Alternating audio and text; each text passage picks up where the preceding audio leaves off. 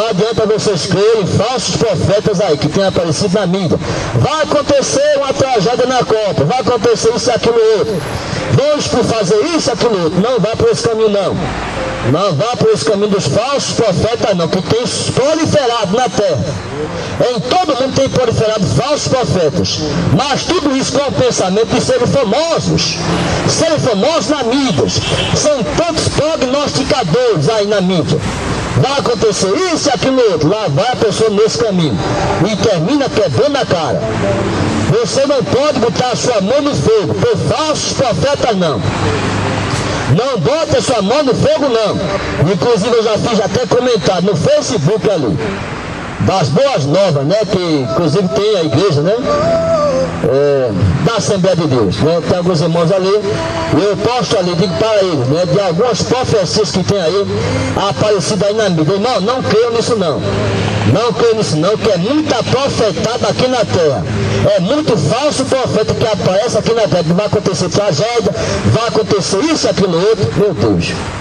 Que situação nós estamos vivendo, querido? Em todo o século XXI, as pessoas profetizando tragédia, profetizando morte. Onde é que já se viu isso, queridos?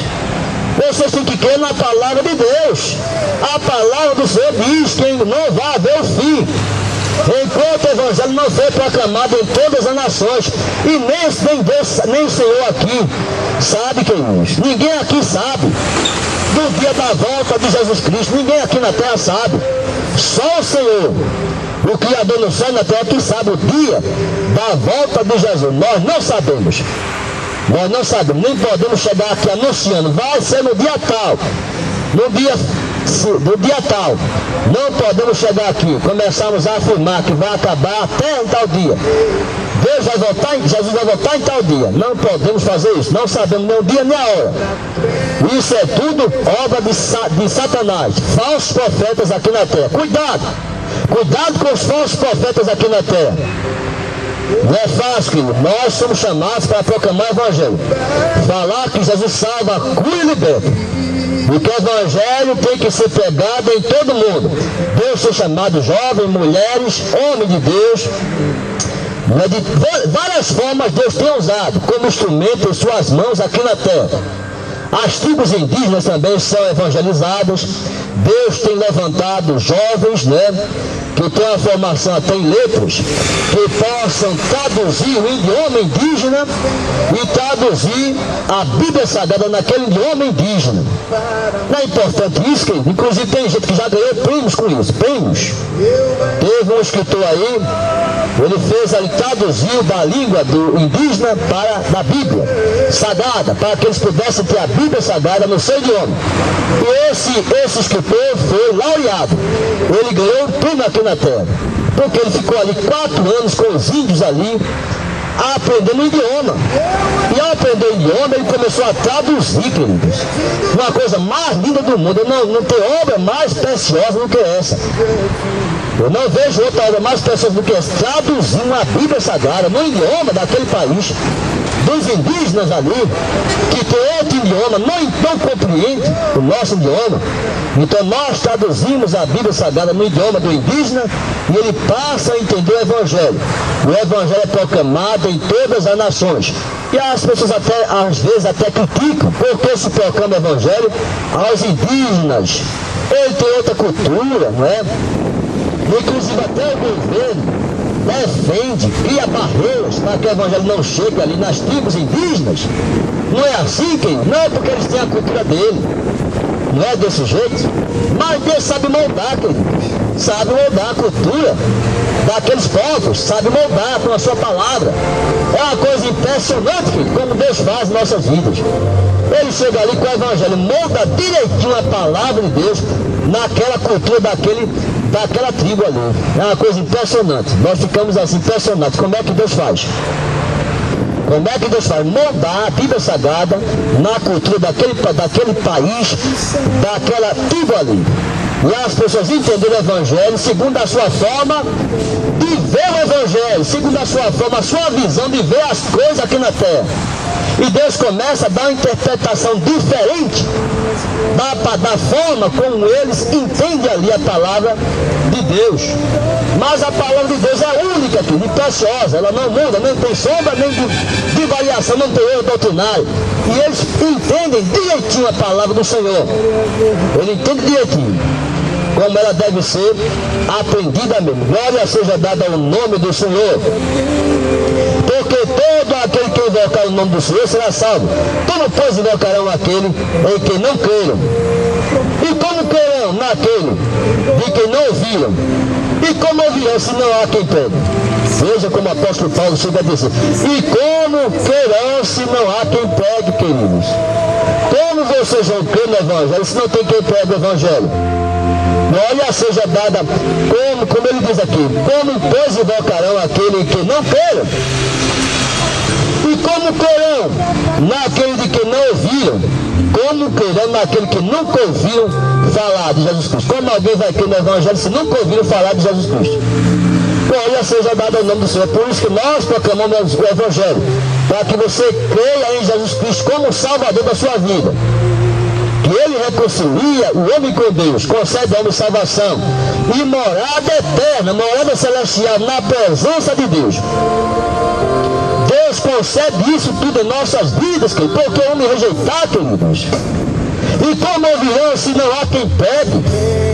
E como você vai crer se não tem quem pregue? Como você vai ouvir se não tem quem pregue o Evangelho? E como pregarão se não forem enviados? E como está escrito: quão formosos os pés dos que anunciam a paz, dos que anunciam coisas boas. Quão formosos os pés dos que anunciam paz, dos que anunciam coisas boas. O Evangelho, queridos, que é poder de Deus para a salvação de todo aquele que crê.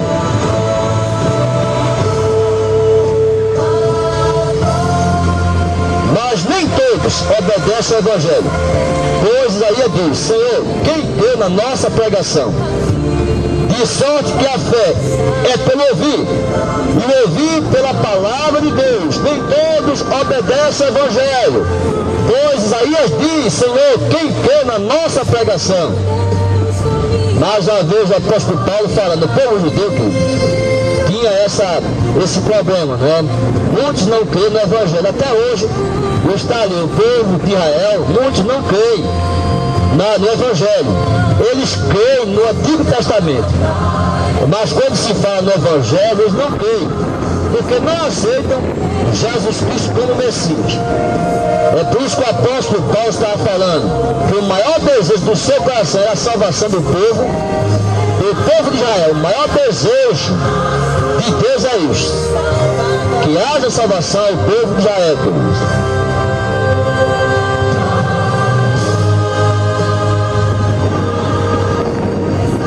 De sorte que a fé, ela é pelo ouvir, e ouvir pela palavra de Deus. Porque a fé, como ele diz, de sorte que a fé é pelo ouvir, e ouvir pela palavra de Deus. É assim que Deus opera o milagre. Nós ouvimos a palavra de Deus e a fé começa a aumentar em nossos corações. Começa a aumentar em nossos corações. A fé começa a operar o milagre em nossas vidas. Glória seja dada ao nome do Senhor. Efésios capítulo 2, versículo 8. Porque pela graça sois salvos, por meio da fé. E isso não vem de vós, é dom de Deus, não vem das obras, para que ninguém se glorie. Mais uma vez o apóstolo Paulo falando em Efésios, que a fé é o firme fundamento, porque pela graça sois salvos por meio da fé, e isso não vem de vós, é dom de Deus. Que a fé é um dom de Deus, a salvação é um dom de Deus em nossas vidas, que Deus nos concede a nós ouvirmos, queridos, a pregação do Evangelho, porque a fé ela vem pelo ouvir. Ouvir a pregação do Evangelho, e Deus opera esse milagre de salvação em nossas vidas, pelo ouvir.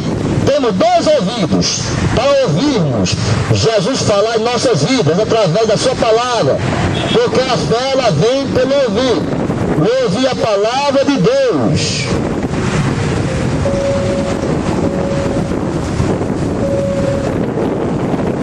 Mas digo porventura, não ouviram?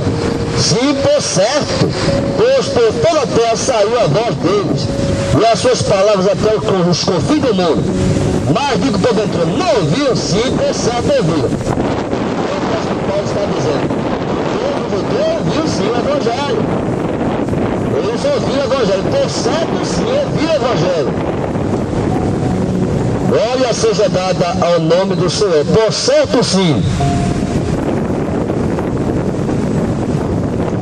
Mas digo, porventura, não ouviram, sim, por certo. Pois por toda a terra saiu a voz deles, e as suas palavras até os confins do mundo.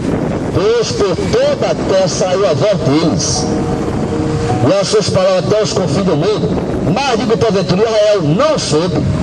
Primeiramente diz Moisés: eu vos meterei em ciúmes com aqueles que não são povo, com gente sensata. Vos provocarei a ira. O apóstolo Paulo falando de um ciúme que eles teriam do povo gentil, porque o apóstolo Paulo começou a pregar para os gentios. Pedro começou a proclamar o evangelho para os gentios. E eles começavam a recriminar: olha, eles não podem receber o evangelho. Eles não podem. Ele começava a recriminar, quer dizer, o povo já convertido ao evangelho. Não era nem aquele povo que rejeitava o evangelho, o povo judeu que rejeitava o evangelho, mas era aquele povo convertido ao evangelho, que não concordava que o evangelho fosse proclamado aos gentios. Mas o Senhor falava para Pedro: Pedro, vai ali e fala para Cornélio de outra nacionalidade, que estrangeiro. Mas o apóstolo Pedro obedeceu a Deus e foi em direção à casa de Cornélio, e ali proclamou o evangelho. Inclusive Deus ali encheu aquela família ali, revestiu aquela família, né, com o poder de Deus, do Espírito Santo de Deus, aquela família ali de Cornélio. Porque Cornélio era um homem piedoso, que fazia muitas boas obras aqui na terra. Ele era um homem caridoso, e Deus reconhecia isso no céu. Um homem que orava, um homem que buscava a lei. Mas lhe faltava alguma coisa na vida de Cornélio. Ele era um homem caridoso, fazia muitas boas obras, mas alguma coisa faltava na vida dele.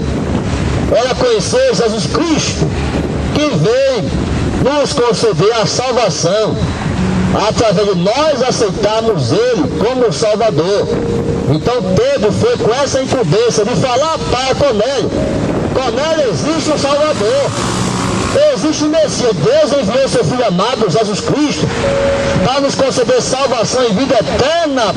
Cornélio, aceita agora Jesus Cristo. E aquela família, Cornélio aceitou, a sua família que estava ali reunida também aceitaram, e todos foram revestidos, queridos, com o poder do Espírito Santo de Deus naquele local. Veja que o evangelho não ficou restrito só ao povo judeu, não, também ao povo gentil. E Deus ali começava a falar, e o povo judeu ficou aqui, como diz a palavra aqui, nessa passagem aqui de Romanos, que Deus ali havia ali provocado no coração deles um ciúme, que o evangelho está sendo proclamado também ao povo gentil. Como é que pode uma coisa dessa? Eles estão crendo no evangelho, eles estão sendo revestidos de poder, eles estão recebendo dons espirituais aqui na terra. Como é que pode acontecer uma coisa dessa na vida dos gentios, nas nossas vidas, queridos? Brasileiros, chineses, portugueses, alemães, está acontecendo esse milagre. Deus está revestindo com o poder do Espírito Santo de Deus, e está havendo a salvação do povo gentil. Aí o povo judeu começou a recriminar, e já aquele pessoal que tinha se convertido ao evangelho, mas já estava recriminando, porque Pedro estava proclamando o evangelho também aos gentios.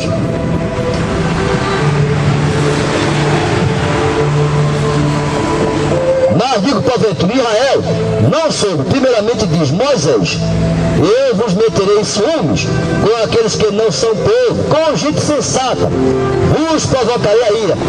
Isaías ousadamente diz: fui achado pelos que me buscavam, fui manifestado aos que por mim não perguntavam. Mas contra Israel diz todo dia: estendi as minhas mãos a um povo rebelde e contradizente. Veja que Deus fala através ali do apóstolo Paulo ali a Romanos, e usando aqui essa expressão, Isaías ousadamente diz: fui achado, uma passagem do livro de Isaías, fui achado pelo que não me buscavam.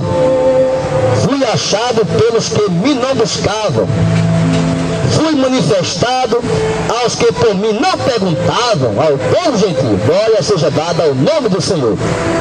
Fui achado, vê que maravilha que eu fui achado pelos que me não buscavam. Fui manifestado aos que por mim não perguntavam. Então o povo gentil, queridos, que somos nós aqui na terra, fomos parabenizados pelo Senhor ao nos conceder a felicidade, né? Jesus Cristo a nos conceder a salvação. Um privilégio, que coisa maravilhosa o Senhor, Ele nos concedeu através do chamava-nos gentios, e nós fomos alcançados pelo Evangelho também, não só o povo judeu, mas nós também, povo gentil alcançado pelo Evangelho, a salvação, recebemos a salvação, a vida eterna. E tudo isso aconteceu e tem acontecido em pleno século XXI. O povo judeu, que o maior desejo é que o povo de Israel seja salvo, nós também sejamos também salvos, não só o povo judeu, mas também nós, queridos, ao crermos no Evangelho. Aquele que invocar, como diz, porque todo aquele que invocar o nome do Senhor será salvo. Então nós invocamos o nome do Senhor para recebermos a salvação. E a invocação denota em nossas vidas um desejo em nosso coração de aceitarmos Jesus Cristo. Invocar o Senhor significa isso. Eu quero aceitar Jesus Cristo como meu Salvador da minha vida. Eu quero morar no céu de glória. Eu sei que um dia eu vou partir aqui da terra.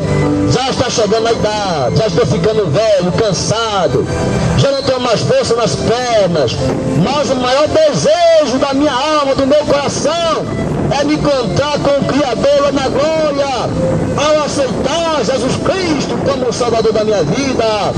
E lá eu vou morar na glória. Não importa a minha idade, não importa se sou ancião, se já tenho uma idade avançada, mas o mais importante é aceitar Jesus Cristo. Eu quero morar no céu de glória. E é assim, queridos, que Deus espera de nós, dos anciãos, das pessoas já da idade já avançada, dos jovens, que nós tenhamos o desejo de aceitar Jesus Cristo como Salvador de nossas vidas e morar no céu de glória. Esse é o maior desejo, queridos, que poderia passar na vida do homem, do jovem, de uma criança. Não tem desejo maior aqui na terra que o homem possa ter, que se compare a esse, não, da salvação. Esse deveria ser o maior desejo de você, ancião, de você, velho, já de uma idade já avançada, mas que você, o maior desejo é esse no seu coração, de aceitar Jesus Cristo e morar no céu de glória. Esse é o desejo que deveria passar no seu coração 24 horas por dia. Eu quero conhecer o Evangelho, eu quero aceitar Jesus Cristo, eu quero morar no céu de glória. Eu não vou descansar, queridos, enquanto não compreender o Evangelho, enquanto não perguntar a alguém que conheça o Evangelho. Não, me explique o que é Evangelho, o que é que ele significa para a minha vida, a salvação. Eu vou morar no céu, irmão. O que é preciso, irmão, para que eu possa morar no céu? Eu preciso aceitar Jesus Cristo, irmão. Como é que eu faço? E você pergunta, que dá um irmão ali perto de você, pergunta ao irmão, confidencie com ele a sua vida. Começa a dizer: irmão, eu preciso de Jesus Cristo, eu quero conhecer esse Evangelho que é proclamado. Eu não vou descansar aqui na terra, eu não vou descansar, eu não vou deixar descer a tumba fria, não vou deixar esse corpo descer a tumba fria sem conhecer o Evangelho primeiro. Não, eu não vou deixar, queridos. Eu vou perseverar, eu vou perguntar, não vou deixar o meu corpo descer a tumba fria sem aceitar Jesus Cristo. Não vou aceitar, não vou descansar. E é assim que você possa desejar. Converse, confidencie com os irmãos, pergunta aos irmãos aí ao seu lado.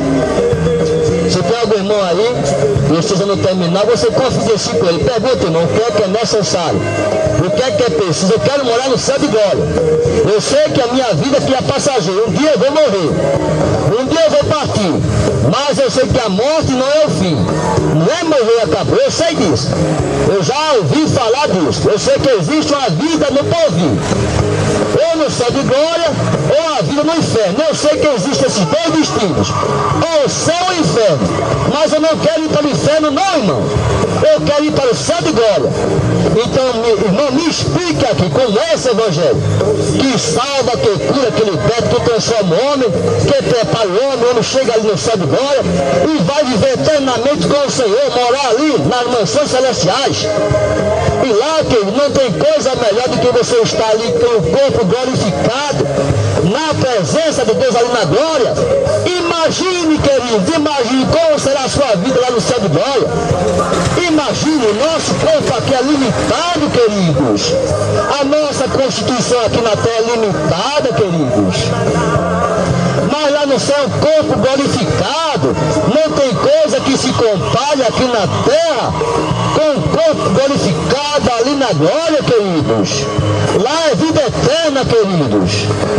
Lá no céu é vida eterna. Imagine como será a sua vida lá no céu, de glória, em um corpo glorificado. Já imaginou as possibilidades? As possibilidades. Quando Jesus estava ali reunido os discípulos em um recinto, as portas estavam cerradas. As portas estavam cerradas. E Jesus entrou com as portas cerradas. Jesus entrou com as portas cerradas. Já estava em um corpo glorificado. Já imaginou como será a nossa vida lá no céu, em um corpo glorificado, queridos? Veja as possibilidades ali. O Senhor diz que a Nova Jerusalém desce do céu ataviada como noiva para o esposo. Desce do céu, a cidade santa, a Nova Jerusalém. Eu não sei em que distância se encontra essa cidade. Eu não sei. Eu não sei a que distância se encontra essa cidade. Mas uma coisa eu sei. É um corpo glorificado. Eu vou chegar nessa cidade. Não importa a distância. Seja milhões de anos-luz. Não importa a distância. As possibilidades que são infinitas em um corpo glorificado. Nem se compara com esse nosso corpo aqui na terra, queridos. Nem se compara. Porque o homem vai, queridos, rejeitar, queridos. Rejeitar o Evangelho, porque ele vai rejeitar o Evangelho por causa das coisas aqui que nós vamos deixar, queridos.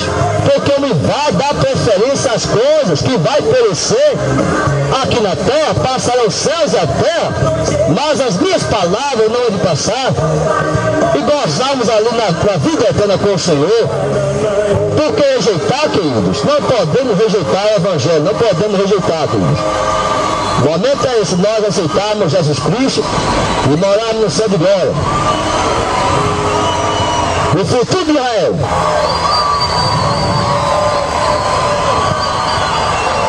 Digo, pois, porventura, rejeitou Deus com seu povo? De modo nenhum. Porque também eu sou israelita, da descendência de Abraão, da tribo de Benjamim. Veja o apóstolo Paulo falando, eu sou também israelita. Deus rejeitar o povo de Deus? Deus porventura rejeitou Deus? Digo, pois, porventura rejeitou Deus o seu povo, o povo de Israel? De modo nenhum. Deus iria rejeitar o seu povo? Não, queridos. Que rejeitar o povo de Israel? Não. O maior desejo de Deus que haja salvação. O povo de Israel seja salvo. Porque também eu sou israelita, da descendência de Abraão, da tribo de Benjamim. Deus não rejeitou o seu povo, que outros conheceu. Ou não sabeis o que a Escritura diz de Elias? Como fala Deus contra Israel, dizendo, Senhor, mataram os teus profetas e derribaram os teus altares, e só eu fiquei e busco a minha alma. Isso é Elias falando, quando o apóstolo Paulo falava aqui dessa passagem no livro onde falava ali de Elias. E ele dizia ali, eles mataram os profetas e agora querem me matar também. E estão querendo me matar. Mas que ele diz, a resposta divina, reservei para mim 7.000 varões que não dobraram os joelhos diante de Baal. Porque o profetas naquela época, de Elias ali, Baal, né? O profeta de Baal, estava ali, a maioria deles. A maioria, e Elias pensava que ele estava sozinho. Eu estou sozinho, eles agora querem minha alma. Mas o Senhor responde, não está sozinho não, Elias. Não está sozinho não, tem 7.000 varões ainda, que não dobraram os joelhos diante de Baal, que são fiéis a Deus. Não está sozinho não, Elias. Essa foi a passagem que o apóstolo Paulo falou aqui, da pessoa de Elias. Assim, pois, também agora, neste tempo, ficou o resto, segundo a eleição da graça. Mas se é por graça, já não é pelas obras. De outra maneira, a graça já não é graça. Mas o apóstolo Paulo falava aqui das obras da lei. Tinha a graça, que era a fé, a obra da graça, que era a salvação por meio da fé, e tinha as obras da lei. Ele estava falando para o povo